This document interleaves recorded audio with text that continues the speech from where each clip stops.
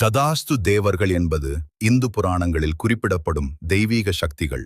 ததாஸ்து என்றால் அப்படியே ஆகட்டும் அல்லது உன் வேண்டுதல் நிறைவேறட்டும் என்ற அர்த்தம்.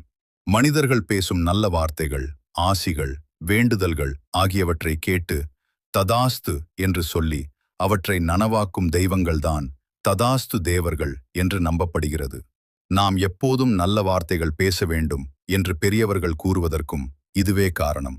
ஏனெனில் நம் வாயிலிருந்து வரும் ஒவ்வொரு நல்ல எண்ணத்தையும் ஆசீர்வாதத்தையும் இந்த தெய்வீக சக்திகள் ஏற்று ததாஸ்து என்று அருள் புரிவார்கள் என்று புராணங்கள் கூறுகின்றன.